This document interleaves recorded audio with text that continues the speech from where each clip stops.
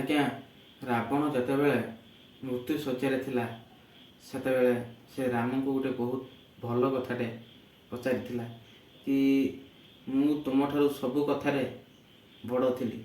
ମାନେ ରାବଣ ଏ କଥାଟା ରାମଙ୍କୁ କହୁଛନ୍ତି କି ମୁଁ ସବୁ କଥାରେ ଆପଣଙ୍କ ଠାରୁ ବଡ଼ ଥିଲି, କୁଟୁମ୍ବ ବି ତୁମଠାରୁ ବଡ଼ ଅଟେ। ମାନେ ତାଙ୍କ ପରିବାର ବି ତାଙ୍କଠୁ ବଡ଼ ଥିଲା। ମାନେ ରାବଣଙ୍କ ପରିବାର ରାମଙ୍କ ପରିବାର ଠାରୁ ବଡ଼ ବି ଥିଲା। ରାବଣ ବି ରାମଙ୍କ ଠାରୁ ବୟସରେ ବଡ଼ ଥିଲେ, ବୁଦ୍ଧିରେ ବି, ବଳରେ ବି, ଆଉ ପରିବାରରେ ବି ବଡ଼ ଥିଲେ। ଆଉ ତାଙ୍କ ଲଙ୍କା ଥିଲା ସୁନାର ଲଙ୍କା।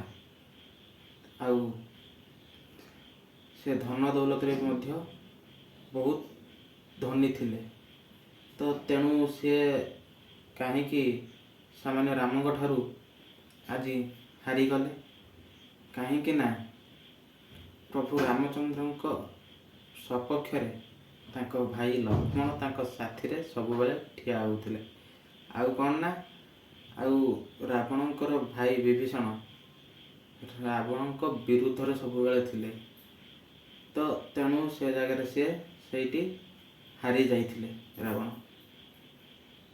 ତ ସେଇଥିପାଇଁ ସବୁବେଳେ ନିଜ ନିଜ ଭିତରେ ଏକତା ରକ୍ଷା କରନ୍ତୁ। ଆଉ ଦେଖିବେ ନିଶ୍ଚିତ ଆପଣ କେବେ ବି ହାରିବେ ନାହିଁ।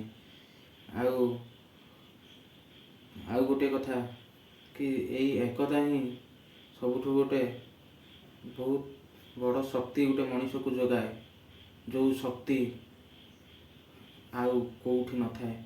କି ଯଦି କୌଣସି ଗଛ କଟାଯାଏ